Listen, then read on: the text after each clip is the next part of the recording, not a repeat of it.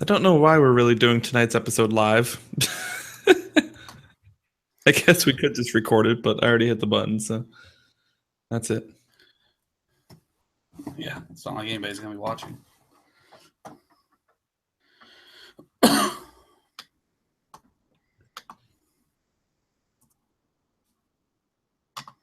Yeah, it's not like anybody's going to be watching. All right. I'm going to hit record here on Audacity. Seems to be picking us up quite fine. All right. You ready? Yep. Ready. Test. So quiet for some reason. All right. 3, 2, 1. Hello, everyone, and welcome back to another edition of the Fantasy Authority Podcast, episode number 71.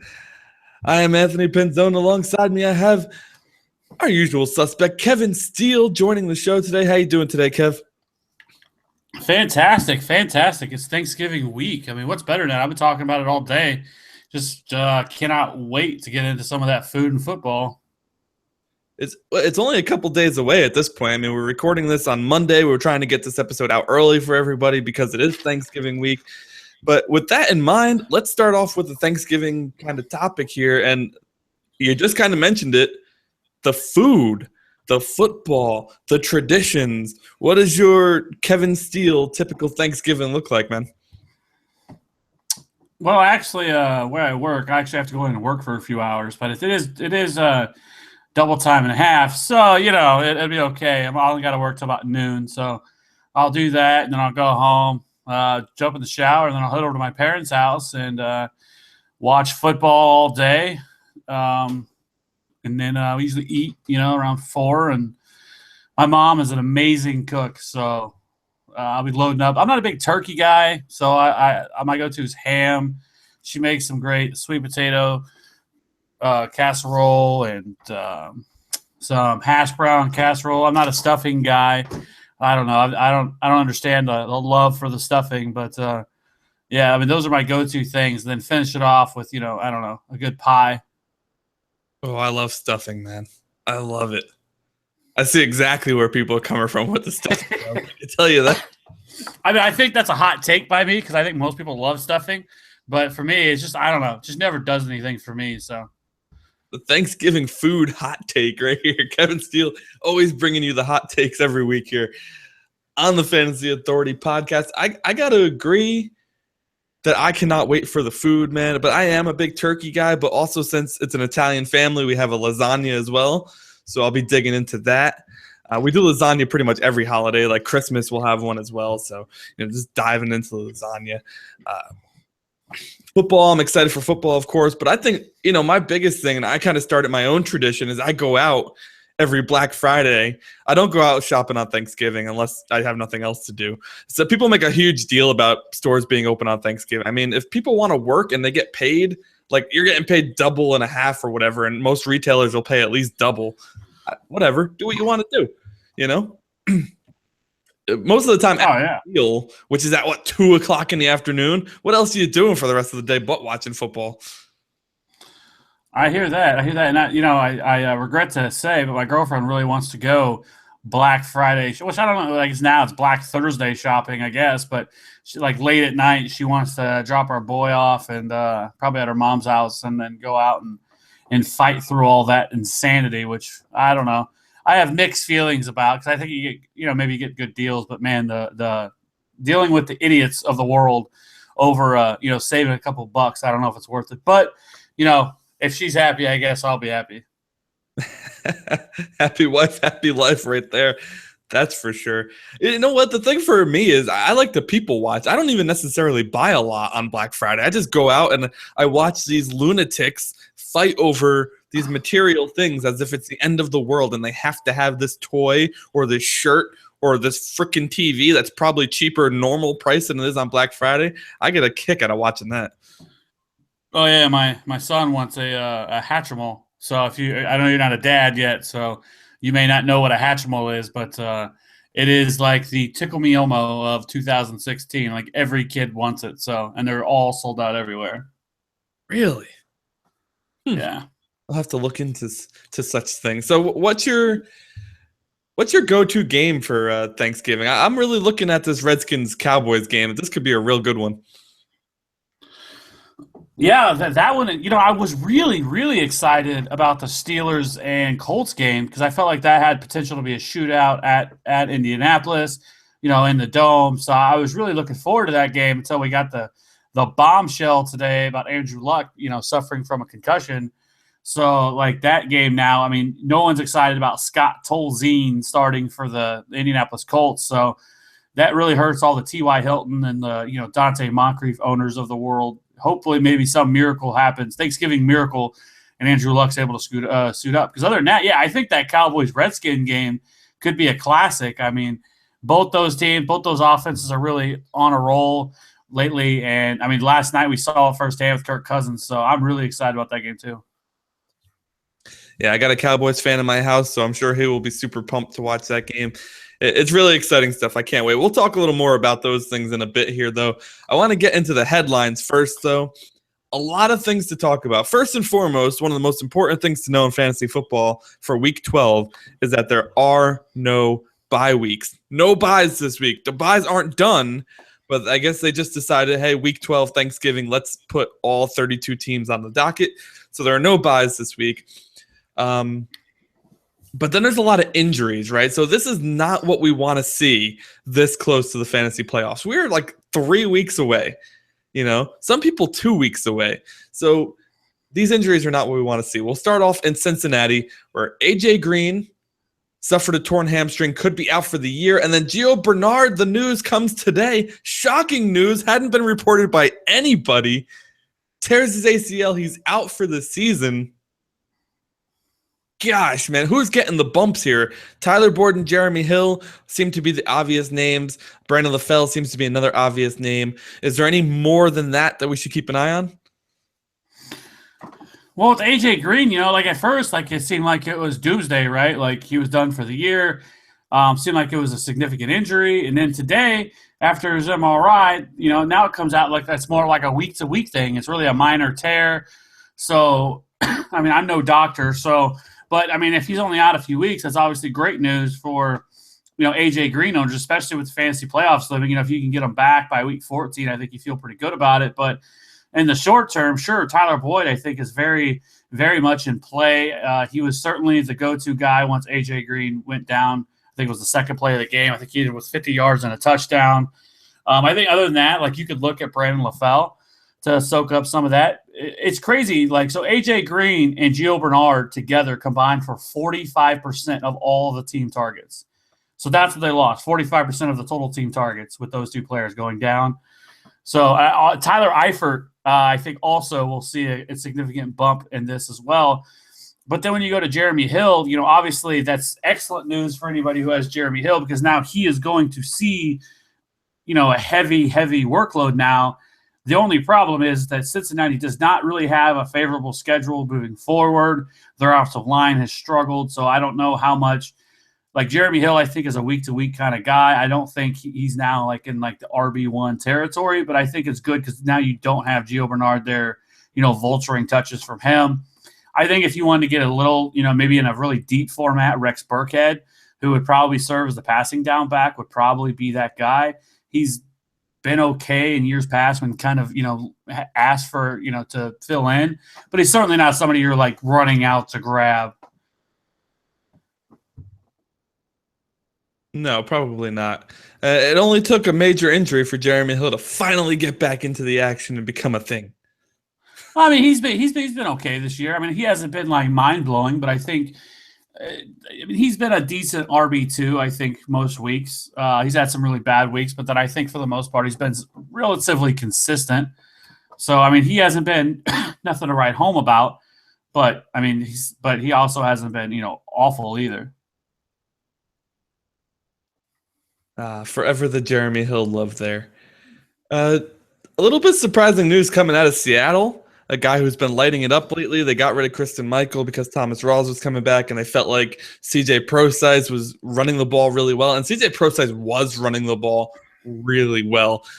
Yesterday, Sunday's games, he looked fantastic. He's out 4 to 8 weeks now with a broken scapula. That is pretty much the season fantasy-wise, maybe even NFL-wise.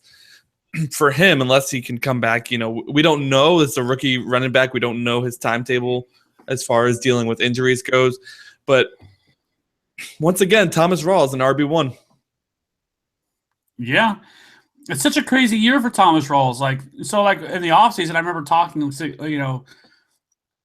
ad nauseum about Thomas Rawls and, what to do with them. And some people overdrafted him and took him in like the 3rd round, which was way too high for him coming off the injury he was coming off of. Sort of rushed himself back, got re-injured. And so, Christine Michael really started the year, and I thought he looked really good. And it looked like he finally, had an awakening, if you will. And, looked impressive. But as the weeks went on, he just sort of fell apart. There was reports out there that he kind of didn't know, like he was timid to hit a hole and which obviously was a big problem, which that's why you saw a really significant his touch share drop. And then as CJ Prosise came on the last 2 weeks, and then, he was sent as walking papers. So, but now with Prosise out of the way, Thomas Rawls is a legitimate RB1. And I actually thought he looked really good last night, but he too himself has been injury prone. I mean, he's been in the league 2 years and has suffered multiple injuries so far. So I think if you have Thomas Rawls, I think you have to protect yourself with rookie running back Alex Collins, who should now be the number 2 running back there, who is more of a, another grounded pound in between the tackles grinder. But I think you have to, at this rate, I think you have to handcuff Thomas Rawls with Alex Collins. Yeah, that running back situation there, they just can't stay healthy. It's unbelievable, right? And you have to have a Seattle running back. Seattle's going to run the ball. They're going to run the ball. That's what they do. That's what their offense is built on. So no matter who's in the backfield, if he's starting and you have him, you're in pretty good shape. CJ Prosise, I'm really kind of upset for. I was really enjoying this. I've only watched him in one game. This past Sunday was the first game I really got a chance to watch him. And he looked awesome. He was exciting, explosive. Just one of those guys, you get the ball in his hands, you have no idea. He could score. It didn't matter where he was on the field or how many people were trying to tackle him. It was crazy. I'm looking forward to watching him again next year, or if he comes back later this year. Yeah, for sure. I really, it's a shame. And in one of my leagues I'm in, my home league, I actually was a Christine Michael owner and just kind of saw the tea leaves, the writing on the wall the last few weeks. So I actually made a trade and traded him.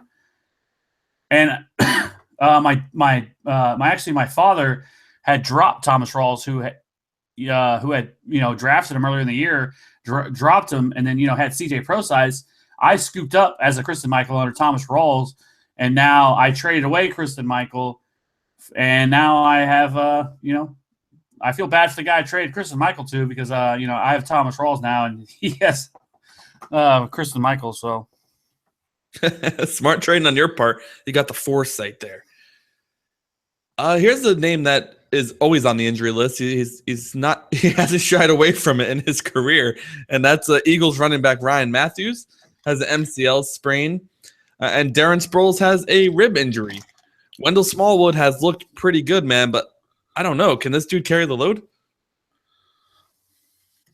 As of right now, I don't think he has a choice. Kenyon Barner is the other option there, so he has looked good, but it's not something I'm running out to acquire. I think Wendell Smallwood certainly has value, and anybody who's going to get the type of touches or the workload that he's going to get. I think last week he ended up with 17 touches, almost 80 yards, I believe. It was somewhere in that range. So he was, highly productive. But I don't know. It really is going to depend on the long-term health. And if Darren Sproles is able to play through this, I think that limits Smallwood some because as we saw with Sproles, they have no problem making him the lead back. So I think a lot of this depends on Sproles. And then with Wendell Smallwood, I think if this is a extended time for Ryan Matthews, a multi-week injury, then I think Smallwood becomes at least a low-end RB2. That's definitely a backfield I've pretty much avoided in all my leagues this year. Do you have any Eagles running back shares? I have zero anything Eagles, so. Yeah, I wasn't a big Jordan Matthews fan either, which turned out to be, he's been okay, so. You mentioned Andrew Luck suffered a concussion, will likely miss Thursday's game against the Steelers. Scott Tolzien will start in his. Is that another horrendous job by the Indianapolis staff to have Scott Tolzien as the backup? Like, come on, man. I don't know why they never draft. It's like they never draft a quarterback. Like, I get it. You have Andrew Luck, so why? But Andrew Luck has not been able to stay healthy. Or at least go out and sign a journeyman quarterback, anybody, to fill in for a week. Nope. And it's not like they're cruising along and they can withstand this kind of an injury. So, I mean, they could easily hurt themselves. There were quarterbacks available this offseason too, right? I mean, how many episodes of this podcast did we say, hey, is a quarterback going to get picked up anytime soon? Yeah, I mean, nothing that blew you away, but yeah, sure, there was certainly a couple guys that they could have at least added to the roster to upgrade that position. So I don't know what they were thinking with that one, but now it's not looking good for Andrew Luck, especially playing on a Thursday night game. So which is a shame because I was really looking forward to that game. Yeah. Mark Sanchez was available after he got cut by Denver, right? So they could have had that. I guess not. Not good enough. How about Jared Cook, man? Looking pretty good in this Green Bay game. I don't know how much I can trust these Green Bay receivers anymore. It seems a different one explodes onto the scene every single week, but he sure did look much better than Richard Rodgers out there. Yeah, but they didn't tell you had the bonehead fumble at the end of the fourth quarter. I mean, that really that iced the game for them. So, I mean, in the world of tight ends, I mean, we know he's an explosive guy. Big, physical, athletic, but I don't know how much that fumble hurts them because, that was big time. That cost them the game. They were already down, I think, at the point 35-24, but there was still a little bit of time left. Maybe they could have made something happen. That was really the icing on the cake there for the game. So, yeah, sure. I think he's at least a tight end 2, possibly a tight end 1, depending on matchups. Well, with Zach Miller out for the season, which we haven't mentioned yet, might as well mention it now. I myself am going to be in the tight end market. I was riding that Zach Miller train pretty hard. He was doing pretty good for me, especially with Cutler returning. But I'll have to look elsewhere now. Zach Miller, that's a huge loss, man. Cameron Meredith, all the chips are aligning for him right now. Well, the problem is that now Jay Cutler has a shoulder injury. Miraculously has a shoulder injury, and he's probably going to be out a few weeks. So now it's Matt Barkley again. So get excited about that, America. Get excited about Matt Barkley. I did not hear that. I would not start any Bears, at least the receiving core. We saw what happened last time Matt Barkley played. It was ugly, to say the least. So Buffalo Bills, they're going to lose another receiver, but they might gain one too. Robert Woods was on crutches after the game, likely to miss a few weeks, but there are some reports out there that Sammy Watkins might return. You so eloquently put a couple of weeks ago on this very podcast, go out and grab Sammy Watkins, you stupid idiots. Something along those lines. And so I did because I figured you were talking to me as a stupid idiot. This Bills situation at receivers is getting a little out of hand at this point. They can't buy a healthy receiver. No, now with Robert Woods with a knee sprain, it looked much worse than that. It looked like it was going to be a season-ending type of injury. So it apparently isn't nearly as bad as we thought. He was spotted on crutches after the game. So with Sammy Watkins, I think, though, we also need to temper our expectations, at least out of the gate. He is coming back from a foot injury. So that's going to be tough to see how that works out. God, man, I'm about to die over here with my coughing. Sorry, hold on. I'm sorry. I'll cut this out. But I'm struggling. I don't know how I'm going to make it through an hour. I have no idea. Oh my God! Like I can't. Like every time I get started to talk, I want to cough. Yep. I pretty much get out what I'm going to say really quickly, and then I hit the mute button, and I like hack my freaking lungs out over here. Yeah. Okay, I'm ready. All right. You're saying with Sammy Watkins too. So with Sammy Watkins, I think we need to temper our expectations a little bit. And he has the ceiling of a wide receiver one, no doubt. But coming back from that foot injury, I think that could be a problem for him, at least getting going. So he's not somebody I would just plug right into my lineups and like, okay, yeah, we got Sammy Watkins.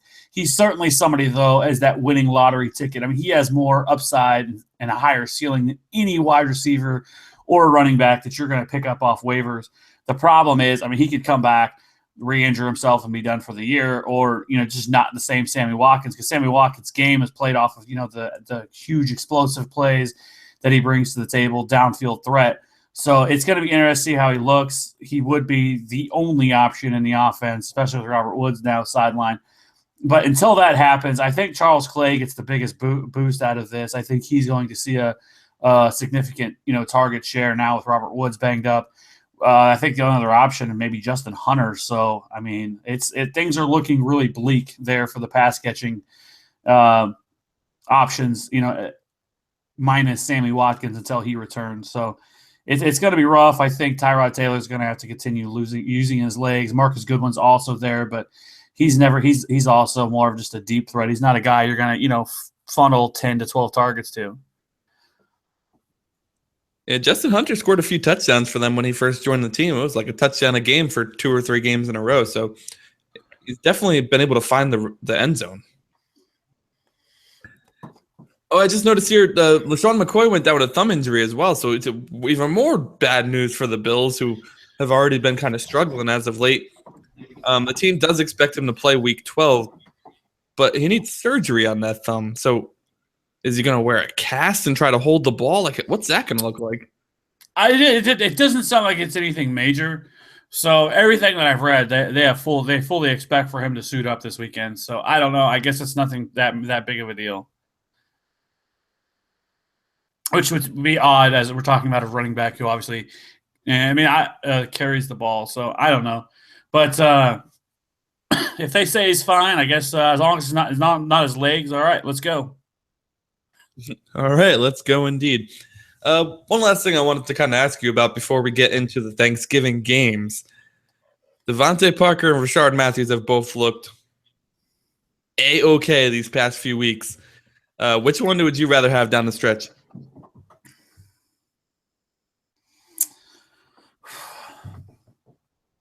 That's a tough one. Because, I think Devontae Parker has more talent, obviously, than Rashard Matthews. But the thing that scares me is Ryan Tannehill.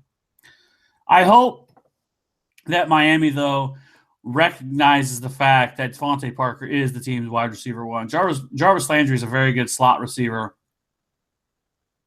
but isn't really somebody who I would consider, he's not no elite level wide receiver, and nor is Devontae Parker to this point. But I think Parker has the upside to be that, whether it's in Miami or wherever else he may go. I think a lot of us really liked Devontae Parker heading into the season, and then he had the hamstring injuries, and then he had like 1 or 2 good games at the beginning, and then just sort of fell off the map. But the last 2 weeks has really balled out. But Rashard Matthews has also played very well, as has the entire offense of Tennessee. I think it's me. I always tend to bet on talent, so I'd probably go Parker, but I could easily be wrong with how well Rashard Matthews has played and the Texans offense. I tell you what, I'd probably go with Parker as well. I think Parker could be one of the best wide receivers in the league. In the league. Just want to put that to make my editing a little easier. man, he just makes those catches that make you go, holy crap, like he's just such a good receiver. And we took him 11th overall in the NFL draft. I think a lot of people forget that because, it was hurt. It was hurt. He didn't play a lot his rookie year. I mean, that whole first round draft class there with Kevin White and Brashad Perriman and Devontae Parker, were they all in the same class, I think? Or Yep. two different years? I don't know. Same class.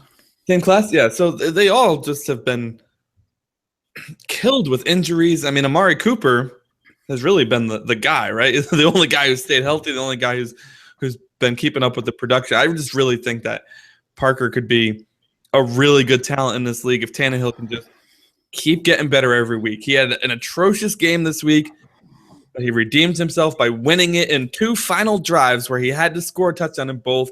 He did score a touchdown in both. So I don't know how much I can knock him. I've been down on him a lot this year, but hey, they've won 5 straight, and they've won 2 of those 5 on the arm of Tannehill. So got to give him some credit where credit's due. So I'm going with Parker as well on that.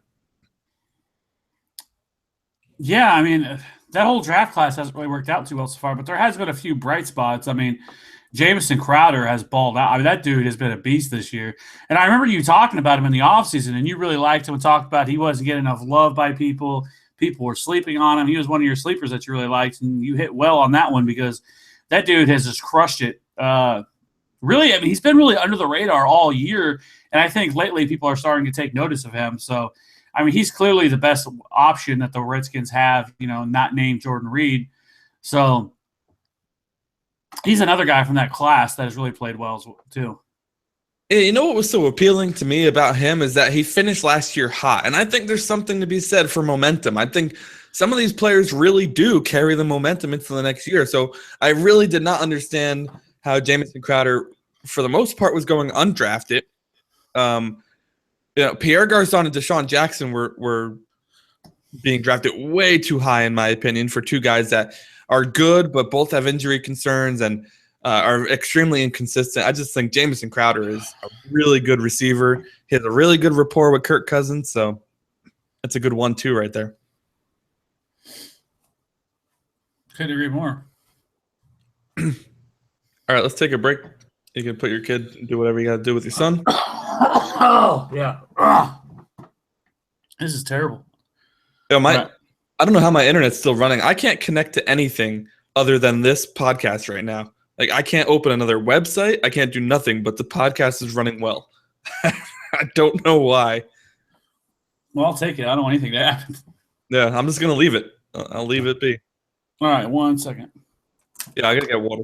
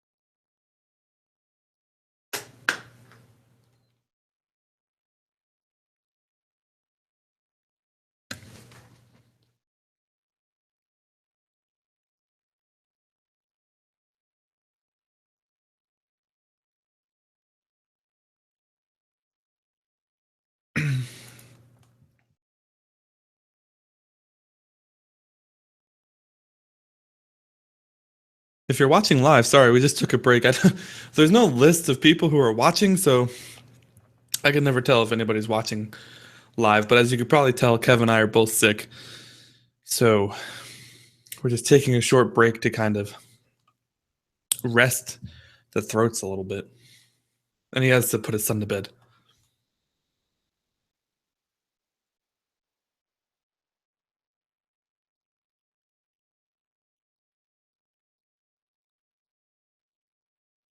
If you are watching live, can you give me an update on the game? Because I can't seem to connect.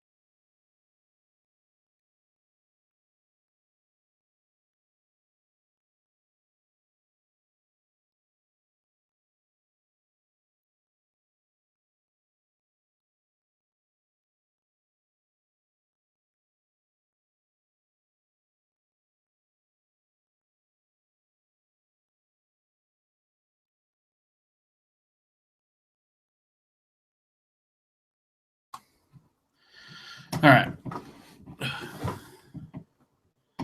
You back? Yep. I got a gallon of water here, so I should be good. Yeah. Let's unpause this. Okay. We're getting into Thanksgiving games now. If this doesn't go an hour, I won't be upset because I'm dying over here. But I think we will. All right.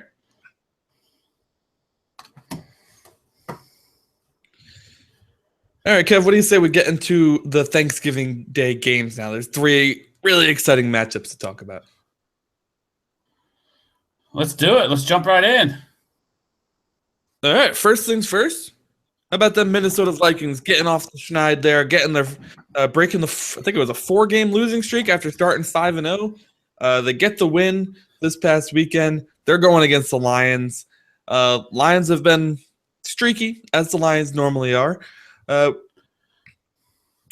Keys of the game, I guess, would be the way to put it, to be as cliche as possible, to use as football of a term as you could use. What are the keys for the Vikings, especially from a fantasy football standpoint? Who are you looking at on that team? Well, okay, hold on. Drink water. Well, I mean, this game should be pretty interesting, right? Because it's pitting. Really, it's the battle for first. Both teams are 6-4. Winner of this will take sole possession in first place. The Bears are the Bears. The Packers are, just about as close as you can consider to being sticking a fork in them. They're done. So really, it's going to come down to the Lions and Vikings, and I think that's what makes this game so interesting from a fantasy standpoint. However, I don't know if it's as intriguing as some of the other matchups, on Thanksgiving. But as far as the Lions go on the defensive side of the football, where you beat them really is through the air. Opposing passers completed 74% of passes against them, highest rate of any team. Any team is allowed through their opening 9 games in NFL history. 83.3% of the touchdowns scored against the Lions have been through the air, also the highest percentage in the league. So they've also allowed 28.8 passing yards and 2 fantasy points to opposing quarterbacks per possession, which is also most in the league. So the guy you're talking about here would be Sam Bradford. I mean, Sam Bradford's not sexy at all. And I don't know, I want to buy Sam Bradford this week, but it's very hard. It's kind of one of those, I don't really feel great about it, especially with no teams on bye. I mean, you would have to be very, very desperate at this point to really need to fire up Sam Bradford. However, it is a really great matchup because the Lions can be beat, as I just illustrated, through the air. But I wouldn't feel great about it. I mean, I think if you're desperate, he's worth a shot, but not somebody I would expect he's going to go out and get you, I mean, if you can get 18 fantasy points from Sam Bradford this week, I think you feel pretty good about it. Their rushing attack has been abysmal. Minnesota is only averaging 2.8 yards per rush attempt, which is lowest in the league. That's the last time any team did average fewer than 3 yards per carry was the 1994 Patriots. So, I mean, they're right now on pace for a historically bad season on the ground. Jerick McKinnon took back over as the starter last week. He was okay, nothing to write home about. The problem is their offensive line is so bad. So there's just nowhere for these guys to go. Like Jerick McKinnon, I really like Jerick McKinnon's talent. I think Jerick McKinnon is one of the more talented running backs in the league. But I don't care what running back you put behind that offensive line. If that offensive line was just playing as bad as they are, no running back's going to be able to do anything from that standpoint. I mean, Adrian Peterson played behind that same line and was terrible in his own right before he went down. So I think, outside of Sam Bradford, who I said was a dart throw, Stephon Diggs obviously is a great play. He has been money. Last week wasn't so great, but the weeks prior to, he was really solid. So I think you could go with him. And then as far as the tight end goes, as we know, the Lions allow the 4th most points to opposing tight ends. So I think Kyle Rudolph, who started off really hot, has kind of cooled off lately. But I think in the world of tight end, I think he's at least a low end tight end 1 this week. Yeah, I pretty much agree with everything you said there. But I think Sam Bradford's significant other would disagree that he's not sexy. I mean, that's a little rash, man. I mean, I have living in the Midwest, living in Missouri, not far from Oklahoma. There's quite a few Oklahoma fans around, and a lot of the female type really dig Sam Bradford. So I guess in that sense, yes, but in a football standpoint, no, not very sexy. So, but hey, whatever. Different strokes for different folks. So. not very sexy, but he could be a good play this week. That stat is amazing. 83.3% of touchdowns scored against them are through the air, and the Vikings can't score a touchdown on the ground to save their life. I think Bradford. Yeah, I mean, he could be a better play than he looks. I think. Certainly possible. So, yeah, I mean, as you know, and then on the opposite side of the football, when you look at the Minnesota Vikings, I mean, the Vikings, right? Their offense has been pretty much elite all season, and they're really the only reason they are, or is because of their defense has kept them in the game. However, if you're going to beat Minnesota, you got to beat them on the ground because they do not allow anything through the air. I mean, they have been about as good as it gets. I mean, they allow the second fewest points to opposing quarterbacks. So Matt Stafford is very risky, albeit at home where he plays much better. But I think I'm crazy to even say this, but I just have this sneaky feeling that Stafford could outplay our expectations this week. And really maybe this game turns into a shootout. We'll see. But if you're going to beat the Lions, or the Vikings, it's going to be on the ground. On the season, they allow the 11th fewest points to running backs. However, so I mean, to start the season, they were allowing only 77.8 rushing yards per game through 5 weeks. But since then, they've allowed 121 yards per game, and over the last 4 weeks, they've allowed 130 yards per game on the ground. So they've really been exposed on the ground. However, I don't know. I mean, Theo Riddick is not your typical in between the tackles, lead cow type running back. I mean, he's more of a wide receiver playing the running back role. So I don't know how you feel about that. And then you have Dwayne Washington, who's starting to get some run there as well. So I don't know if I feel great about it. I think if the Lions are going to win, it's going to have to be through the air, but that's a tall task. Yeah, I don't have any Lions anymore after the epic dropping of Golden Tate earlier this year. But I can't say that if I did, I would be very excited about starting any of them versus Minnesota. Could it become I mean, I don't see shootout here, but that's exactly what the NFL would want on Thanksgiving Day, right? I mean, they would love a shootout here. So maybe that would be great. Golden Tate going at it back and forth. Boom, boom, boom, boom. Stephon Diggs, how good has he been, by the way? Forgot to mention it before, but he has just been lights out these past 4 weeks. He's been solid, and he's been their best offensive piece. So, I mean, and then on the Lions side of the football, I mean, it's really a crazy season. Marvin Jones started out the year as the man, looked like he was going to be a wide receiver one, and how things quickly have changed. I mean, Golden Tate has out-targeted Marvin Jones 36-19 over the last 4 weeks and 46-27 over the last 5 weeks. So, I mean, things have really flipped there. I mean, it's all been going to Golden Tate. Marvin Jones hasn't been getting any action, and Marvin Jones has gotten to the point now where he's pretty much unstartable. This last week against Jacksonville, I actually, threw him in a couple DFS lineups just because I thought maybe it was a good GPP play with nobody being on him, and that just blew up in my face because, again, he did nothing. So I don't think you can start him, and especially, like I said, in a week where there's no buys, I don't see a reason for you to start him unless, like I said, unless you're a team that maybe lost A.J. Green or some other guys, and you're just absolutely desperate because you're just not getting anything from Marvin Jones. And then you add that to the fact that they're playing Minnesota, who has one of the best, secondaries and, pass defenses in the league. So it's going to be a very interesting game. Like I said, I don't know. I think maybe it's just because, you were so used to watching Detroit on Thanksgiving Day, and they seem to always sort of outplay kind of what your expectations were for them on that game. So, and it is at home. So it'll be interesting. It is for first place. Hopefully it's a good game. I mean, hopefully maybe there's a little fantasy goodness in there, but because right now it doesn't look like there's a whole lot.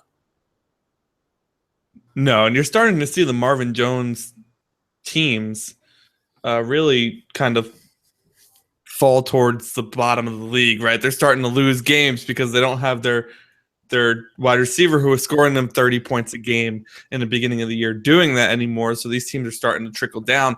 You got to get off the Jones bandwagon. Don't be afraid to bench him, like Kev just said. Don't be afraid that he's going to blow up on your bench because it's not likely to happen. And even if it does, I don't know. At this point, it's not. I don't think it's worth the risk anymore. No, and especially this close to the fantasy playoffs. I mean, every win count matters so much more. So, no, I wouldn't want any part of that. How about Laquan Treadwell, man? Where the heck has this guy been? I think he's only played 1 game or 2 games. Maybe he did get hurt. I saw he was on the injury list last week. Such a young group of receivers there. We got Adam Thielen and Stephon Diggs, who seem to be the 1-2 right now. But there's still Charles Johnson. Cordero Patterson's making somewhat of a reemergence this year. And then there's the first-round pick, Laquan Treadwell, a healthy scratch for most of the first part of the year. Now hurt out of the game. I mean, that's crazy. Like when we were talking about this Minnesota Vikings team, we were talking about Laquan Treadwell as being that missing piece to the offense, and he hasn't been a piece at all. No. I mean, he did play this last week. I believe he played on 6 snaps. So the problem is it's just not a very high-volume offense for the passing game, which is crazy when you consider just how bad the run defense or the rushing attack has been. But, like, they're just not throwing the ball very much, and when they are, they're not very efficient with it. I mean, Laquan Treadwell, I really didn't buy into the Laquan Treadwell hype early in the year. After he was drafted, I just never was a huge fan of his talent, more of just I always just kind of thought he was a little bit overhyped. And, I mean, if he can't supplant Charles Johnson or Cordero Patterson, I think you have a problem, there. He hasn't even been able to see the field. I think it's time for them to at least see what they got in the guy.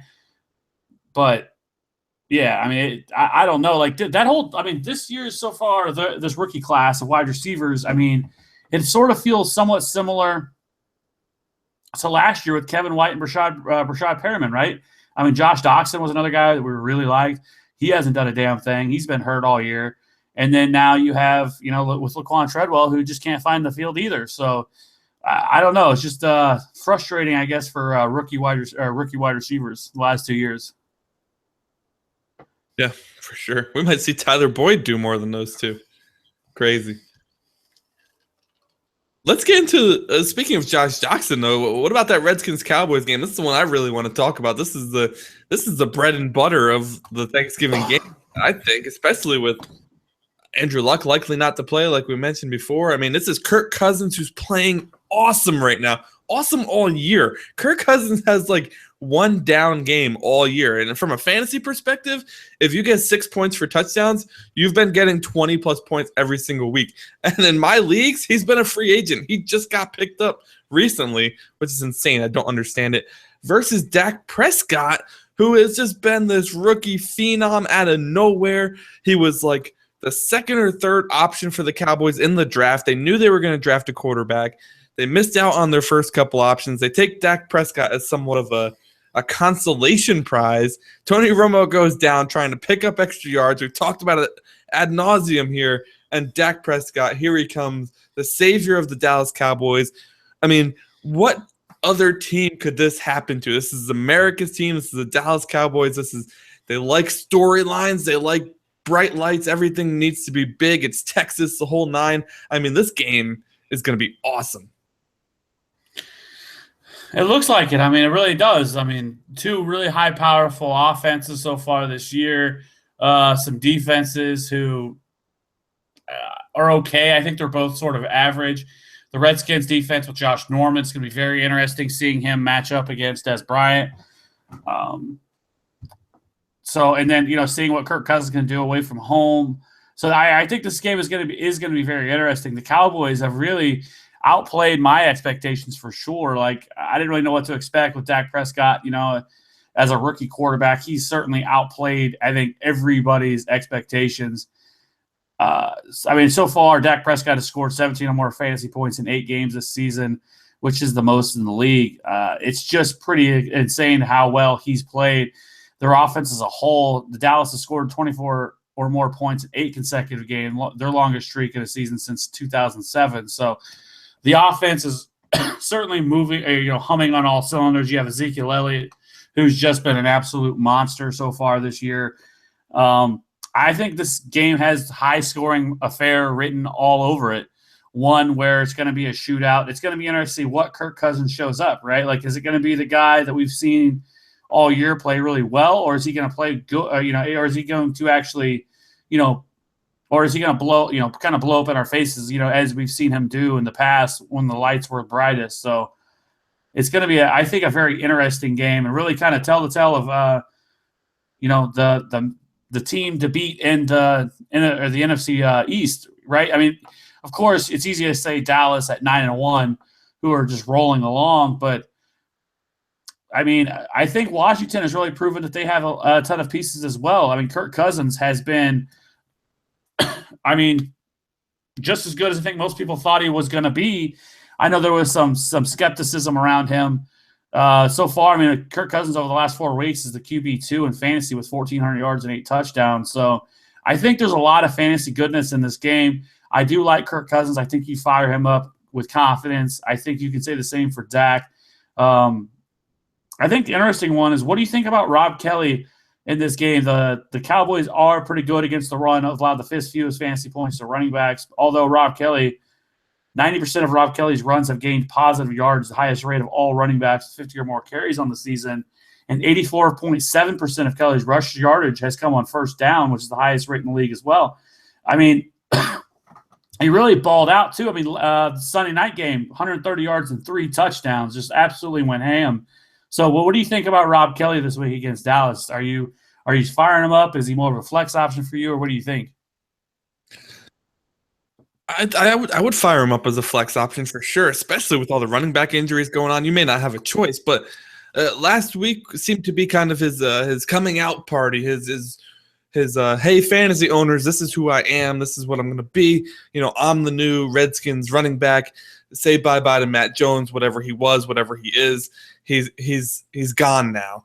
And I think it's even more important here because I see, Cousins completes such a small percentage of his throws in the red zone that they really need Kelly to step up inside when they get into that area, when they get into the goal to go situations. And he's built like that, right? He's built like a tank. He can just power through the offensive line. I think the Redskins offense is very much built on deep passes and beating the defense, right? We saw it several times this past weekend. You got Jamison Crowder on a deep touchdown. You got Pierre Garçon on a deep touchdown and Deshaun Jackson. All 3 of them recorded deep touchdowns this past week. So if for whatever reason Dallas locks that down like they should, that's what they should be keying on. It's going to be up to Rob Kelly here to get the job done. Yeah, Rob Kelly's certainly not like, he doesn't do anything particularly great. He's in terms of athletic skill set, he's kind of an average guy when it comes to that, but he's getting the job done. My goodness, the guy averaged 5.1 yards per carry, and like I mentioned, all the things that he's doing well. He just blew up. Now, some of that should be taken with a little grain of salt. As yes, Green Bay was really good against the run early on in the season. The team has had multiple injuries and, has just a shell of himself. Green Bay is right there with San Francisco and the Clevelands of the world with how bad their defense is at this point. So some of that should be tempered a little. But, yeah, Rob Kelly, I think, is at the very least has an opportunity to score a touchdown or 2, and at the very least should be viewed as a solid flex play, if not an RB2. Do you think that if the Cowboys do play that kind of deep zone style defense to try to prevent the deep ball, that's going to open up the middle a little more for Kelly? Yeah, I don't think like the Cowboys defense is like great either. I think it's more of just an average defense. Certainly it can be ran and thrown upon. So if Washington comes with their A game in this week, I think this makes for one of the more I think it's probably going to be the best game, of the day, unless Andrew Luck comes back and saves with that game. I thought at least heading in that game could be, another really classic game, really strong showing, plenty of fantasy love there. But as of now, no. So I think this is the matchup. And I think, going down the list, I think you're definitely starting Dak Prescott. Obviously, Ezekiel Elliott. I mean, obviously those are no-brainers. But what do you think about Des Bryant going against Josh Norman, likely to be shadowed by Josh Norman? Josh Norman has given Des Bryant fits in the past and really frustrated him. Do you think that happens again this week? Or do you think, because Des Bryant has looked fantastic the last 2 weeks. So, well, it's been my understanding, and correct me if I'm wrong, that Norman isn't actually shadowing people. He's playing more of a middle of the field role. If that's going to be the role he plays, I think the Cowboys have to do a job of getting Dez to the sideline, because that's where Dez works best, right? He uses his size, he uses his athleticism along the sideline to bring down contested balls, the back shoulder fades, yada, yada, yada. If you know that your receiver struggles with this particular corner, I think you got to do what you can to get him off of that corner. Well, so far on the season, Josh Norman has played 67% on one side, 28% on the other side, and Des Bryant has played 50% on the opposite side and 27% on the other, 22% from the slot. Josh Norman rarely travels to the slot, only plays slot 6% of the time. So, I think some of that's true, but if you really look at it, I at the very least think that I think Josh Norman is going to see a ton of Des Bryant, which hurts him a little because Josh Norman has been pretty solid again this year, and I'm guessing Carolina really regrets ever letting him walk. But I still think you fire up Des Bryant at the very least. there's no way you're sitting him. And at the very least, he should at least be viewed as probably like a low-end wide receiver too, at the absolute worst. But I think he's still a fine, top-end wide receiver too. No, I agree. For me, I would absolutely have to start him. For all the reasons you just named, I know he's facing Josh Norman, who started this season pretty rough, by the way. You remember that? And not that it was his fault. He got traded shortly before the season to a new system, had to figure it all out. Anyways, he seems to be back. He's playing really well. But I'm still starting Dez. Another guy I'm starting is probably Jamison Crowder. I think you have to start him at this point. He's been fantastic. And the more I think of it, I asked you a question about Rob Kelly maybe covering the middle of the field more. And then I think to myself, wait, no. They use Jordan Reed and Vernon Davis in the middle of the field a ton. They love passing it to the tight end. So, that takes a little away. If Kelly was more involved in the passing game, I think I would have more love for him. But I think he's a low-end flex, just to go back to that for a second. What do you think of the Vernon Davis-Jordan Reed dynamic here? Davis didn't have a good game this past weekend, but the three before, he was pretty solid.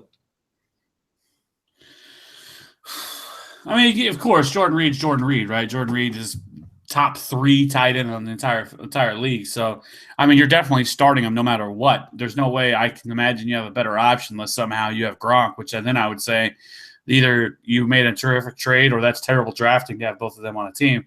But I really want to talk about Jamison Crowder, because that dude, like we already kind of talked about, has just been dynamic. He's been an animal. Has scored the second most fantasy points over his last four games played. 354 yards, 3 touchdowns. Leads the team in targets the last 4 weeks with 29. Garcon does have 27 over that, so just a tick a hair, or just a hair above him. But Crowder has really kind of carried the offense. Reed has missed a little bit of time here and there. So I love Jamison Crowder. I think you start him. I think he's turned into a must-start fantasy play on a weekly basis. The Cowboys are, like I said, they're a decent, pass defense. They're not anything to write home about. That's not nothing that you're scared about. So I think Jamison Crowder makes for a fine play. Obviously Jordan Reed, there's no way you're benching him. And then, I think even Pierre Garcon is at least worth a look. The guy is getting targets. 27 is a decent amount over that span. So I really like those plays. And I think at the very least, Crowder and Reed to go along with Kirk Cousins and Rob Kelly, I think are all fine plays. Yeah, a lot of plays. And we hate Thursday plays, but there's 3 games on Thursday this week. You're not going to be able to avoid it. And especially 2 of the most productive fantasy teams this season, you're going to have to start your Cowboys and your Redskins. Yeah, and then, that really kind of takes us to our next game, in which like I said, I was really excited about because I felt like it was really going to be another really exciting matchup, plenty of really solid fantasy plays. But now, it sounds like Andrew Luck is done, and if he's done for this week, then Scott Tolzien is a very scary proposition. I mean, you significantly moved T.Y. Hilton down. I think maybe Dante Moncrief could be okay. Because he's more of the short intermediate passes guy, red zone target. So he could be okay, but you're still moving him down no matter what with Scott Tolzien. I mean, Frank Gore becomes a little bit more valuable in my opinion. The Steelers lost Cam Hayward, which was one of their more, one of their best defensive players along that line. So the big question is how bad are the Steelers going to throttle the Colts? Because the Colts defense is absolutely awful this year. And I mean, last week it was when the Steelers were playing the Browns. If anybody paid attention to that game, it really just felt like the Steelers were just kind of on cruise control, not really worrying whatsoever about the lowly Browns. So I like Big Ben a lot this week. I mean, I think obviously he's probably a top 5 play. Antonio Brown is right there, with him as one of the top plays of the week. Le'Veon Bell, obviously. I mean, that man has just been an absolute monster this year since he's come back from suspension. He's getting targets like a wide receiver 1. The dude's getting like 9 to 10 targets a week as a running back. I mean, that's insane in PPR formats.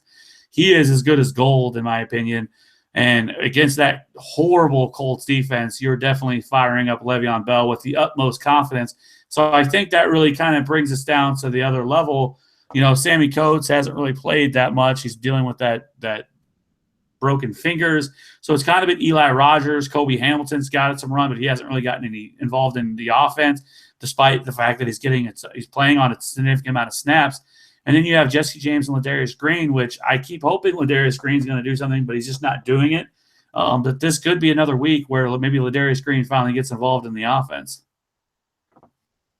Le'Veon Bell had 130 yards in the first half against the Cleveland Browns. Yeah, I mean, dude he's been so consistent on a week-to-week basis. I mean, not just as a season-long. I mean, just week to week, the guy just gets it done every single week for you. It's like it's like at free square. You just plug him in, you're going to get solid production from him. I think there's been more running backs you could say that about this year than we've had in quite some time. It's been a good year for running backs after last year's abysmal showing. Yeah, this past week was horrible for wide receivers. I mean, I think only 5 wide receivers had over 100 yards. I mean, that's abysmal. I mean, that's terrible. I mean, hell, two of the 5 came from one game, and that was the Redskins with Pierre Garçon, I believe, and Jamison Crowder. So, I mean, it's been really bad for wide receivers this year as a whole. I mean, anybody who drafts a wide receiver early knows exactly what I'm talking about, because unless you hit on a couple of guys, I mean, you're really struggling right now. And if you went against that and went with running back early, which that still could have blown up in your face with, the Todd Gurleys of the world. I mean, how's that working out for you? But I mean, David Johnson and Le'Veon Bell have just cashed in time and time again for their owners. It's sad to say I did not get any Bell shares, but the teams that I have that do have David Johnson are performing very well. There's no way you couldn't. David Johnson has 100 yards in every single game this year, at least 100 yards total. Crazy. So this game, much less exciting. Not a lot to talk about now with Andrew Luck not being there. What are expectations for Hilton and Moncrief? I mean, what about Gore? Does Gore get an uptick? Yeah, I think so. I mean, I think Gore, but it also depends on game flow. I mean, if the Steelers come out on all cylinders and start really just firing at them, then you could easily see where Frank Gore gets neutralized because they're no longer in the game. So it's going to really depend on game script. I mean, Scott Tolzien is just awful. I think the Steelers are just going to just keep blitzing and expect the interceptions to come, because no one's afraid of Scott Tolzien. It's a shame because, like I said, T.Y. Hilton and Dante Moncrief with Andrew Luck is amazing. Without him, it's just a totally different ballgame. So maybe something miracle happens and Andrew Luck's able to play, because this kind of came out of nowhere. I don't think anybody really was talking about this until today, where the news broke that he suffered a concussion. So it really is a big blow to at least fantasy owners with both of those guys, because with Hilton and Moncrief, you have to lower your expectations. I think Hilton now is more of a wide receiver 3, and I think Moncrief's just a flex. That's a big hit for me personally. I've got a team that's been getting hit by injuries again and again and again. And now this Moncrief thing is really going to hurt. But that's life. That's fantasy football. You got to bounce back. That's why I'm putting in those bids for Tyler Boyd. I hear you. No, yeah, it's tough. It's been a wild year so far, and there's still more to come. So, with that, I guess next the last thing we were going to talk about is what are you thankful for this year in terms of fantasy football? So, before we get into that, just a sec, I want predictions for the Thanksgiving Day games. So real quick, Vikings Lions. Who do you got? I'm going to go Lions 20. I'm going to go with my prediction. I think it's going to be higher scoring than most predict. I'm going to go 27-20 Lions. It's tough because it's in Detroit, so it's a home game for the Lions. The Vikings, aside from this past weekend, have been struggling lately, but I can't shy away from that Vikings defense. I'm going to go with Minnesota on that. Redskins at Cowboys. I mean, I guess you got to go Cowboys. I really don't want to. I really want to say the Redskins, but I'm going to go Cowboys 38-31. I agree. 38-35 seems more likely, though. I think it'll be a close game. Steelers, Colts. Oh, Steelers now. Unless Andrew Luck plays, I'll go Steelers 42-13. Oof, that's super high. I would say 28-10 Steelers over the Colts. All right. Now we can get to it. What are you thankful for from a fantasy football perspective? You want to lead it off or you want me to? Go for it. Well, we were just talking about running backs. We were just talking about David Johnson, but I also have another one. I am very, very thankful for David Johnson and DeMarco Murray. More importantly, I'm thankful for the people who slept on DeMarco Murray. He was still a top 15 running back last year in an awful system that he didn't fit into. Then he went down to Tennessee, who loves to run the ball, and nobody caught on to that for whatever reason. DeMarco Murray was still available in the 4th round or something like that. I happily snagged him. So I love that David Johnson, DeMarco Murray stack. Thank you very much to all of you who had no faith in DeMarco Murray. Many people didn't, sir. Many people didn't. But he proved plenty of people wrong. He sure did. I guess, this is kind of mailing it in here, but I am thankful, the landscape that is the wide receiver position this year and just how horrendous it's been. I'm thankful of Julio Jones. Julio Jones is one of the few outside of Antonio Brown that really paid off their draft capital with where you took them at. Julio Jones on the year, 1,100 yards and 5 touchdowns. Dude has been a monster so far this year. Pretty much like we thought he was going to be, before. He doesn't have as many targets as we thought. At only 94, which is still very healthy. But he's not, up there with the Mike Evans and the Antonio Browns of the world, or Larry Fitzgerald for that matter. But Julio Jones has been everything as what we thought he was going to be. Very, tied with Mike Evans as wide receiver 1. The number 1 overall fantasy wide receiver and 3 points in PPR. So have to love what Julio's provided. Absolutely loving my 1 share of Julio. I wish I had more.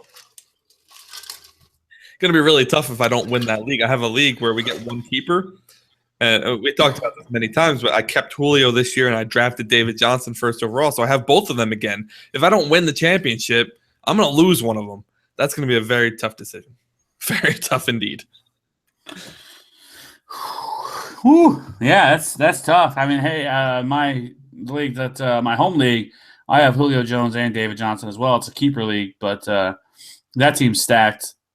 So,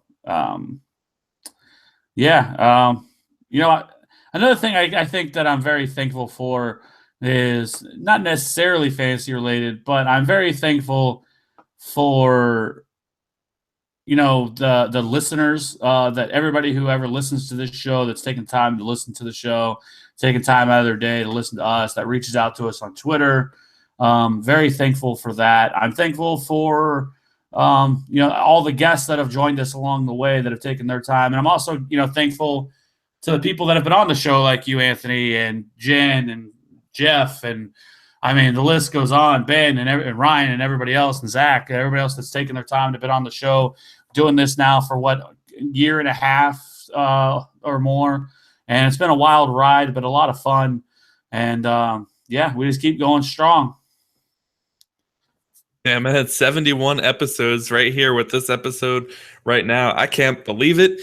I think most podcasts out there don't make it this far, so it's been great. And that's kudos to you. Congratulations to you and to everybody at the Fantasy Authority. We're doing really well. And thank you to all the fans. Like you said, it's a good call out. It's what I do. What we're thankful for, though, that does have to do with football, because I'm not letting the LA Rams get away with this one. I was going to put it on the coach, but I'll just say the Rams in general. I am thankful for the LA Rams and their inability to hold the lead in the last quarter of a football game, allowing my Fins to come back from a 10-0 deficit on the final 2 drives of the game to win it 14-10 and continue their winning streak, making it 5 games. I was going to put it all on Jeff Fisher, but I didn't have enough juice on him from this game to really pin it on him. So thank you, Rams, for your ill-timed penalties and your inability to stop Ryan Tannehill. At least in the fourth quarter. You did a great job the first 3 quarters, but that fourth quarter, it got you. Well, if we're going to go with, our team specific, then I'm thankful for the return of the GOAT, Justin Houston, last week. Wasn't particularly effective, but I didn't expect a whole lot coming back from that injury he's coming back from. But just to have him back in the lineup, seeing that number 50 coming around the line, coming after the quarterback is a great, great thing here in Kansas City. And we get Denver this weekend, and watch the fuck out. And here it comes. It's going to get censored with watch the Jeremy Hill out. So whatever. As if this episode wasn't going to be hard enough to edit with me and you sounding like we got tissue stuffed up our noses. Now I have to put a Jeremy Hill in there. That's okay. That's okay. Woosa. I know. I mean, if people haven't noticed, we're gamers. We bring it each and every week, and we're both a little under the weather, coughing our lungs out here, and pausing it every time we talk because we're about to cough again. So, but hey, look, I think we're almost done with this thing, and we made it through. So, yeah. Only the live people will probably hear this because I'm probably going to cut it out. But thank you for anybody who's listening live. We appreciate you. I know.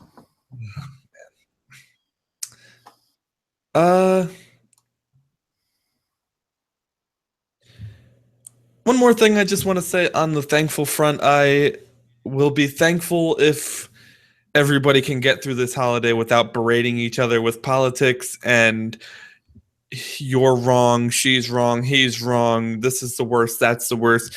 I would be thankful if we can all put that aside for the holidays, get along, enjoy your family, enjoy your friends, enjoy the holiday, and be safe on Black Friday, please. If you like to go out like I do, or if you're going out for the first time, maybe like Kev does, just be careful out there. A lot of crazy people.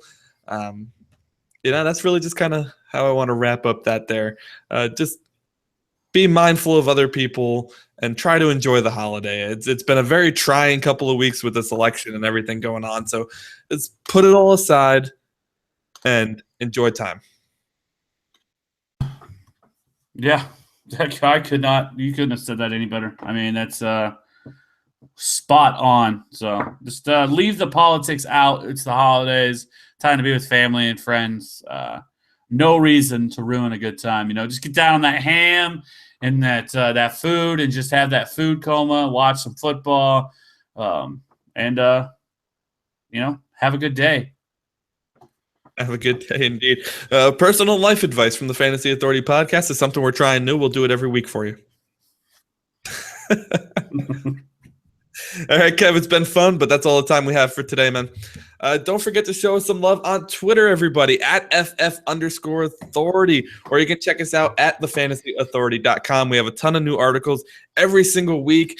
I got my Studs and Duds article that comes out on Thursdays, probably Wednesday this week, since this is a Thanksgiving day. Kev, you're working on what today? I know you have a rankings piece coming out that you're working on tonight, right? Yeah, the legendary waiver rankings that I do every week. So it is a lot because I usually do, I list my top 5 quarterbacks of the week for, streaming purposes. And then I do about 40 wide receivers, 40 running backs, and about 10 to 15 tight ends, and just kind of, instead of just doing the mundane, pick up this guy that everybody's going to have, the top 4 or 5 guys every week that you can go anywhere to find. I try to go more in detail, more in depth. And for people that are in those crazy 16-team leagues that, are looking for a guy and everybody seems to be gone, I try to list some extra players there that, maybe down, to get people thinking and stuff like that. And I try to talk about more players. So it ends up being about, 2,000 words. So usually it takes me a while. I'm usually up pretty late, but it's worth it because every week it gets a pretty good response. So. Yeah, man, I know I'm checking out that every week because I need me some help with the waivers. All right, I'll admit it. Don't forget, guys, check out our live game day show each and every single Sunday, except for Christmas week, because if you haven't noticed, Christmas week, all the games are on Saturday, so we'll be on Saturday that week. But it'll be Sunday this week, so we'll get to that when the time comes. Of course, you're more than welcome to subscribe, rate, and review our show on iTunes and Stitchers. We appreciate your feedback, and we appreciate your ratings. That'll do it for Kevin Steele. I'm Anthony Pinzone. This has been another episode of the Fantasy Authority podcast. Thank you so much for listening, and here's to us being better next week.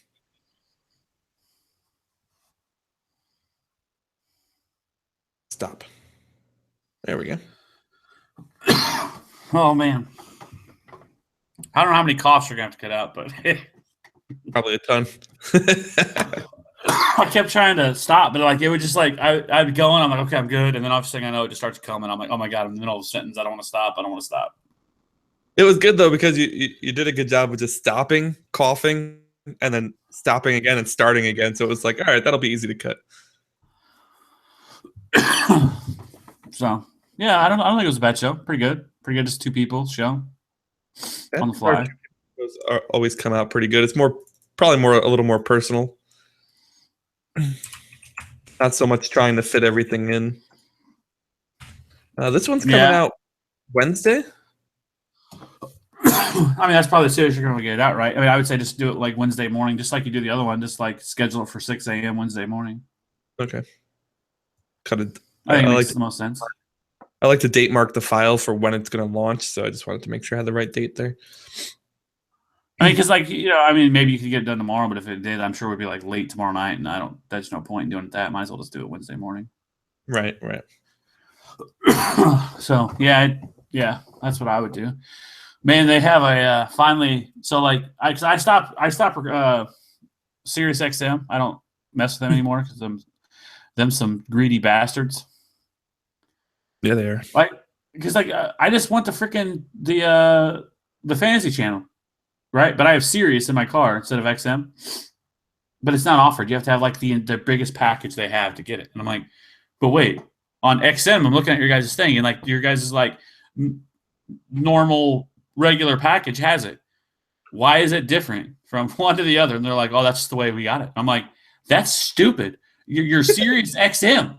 Why don't you have them together? Why are your plans all the same? It's been the same company for years now, damn it.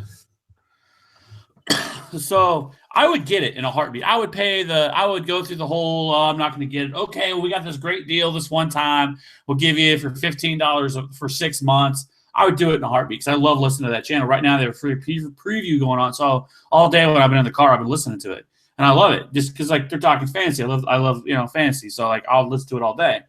So So it's been great. But like, there's no way I'm going to pay because like their top of the line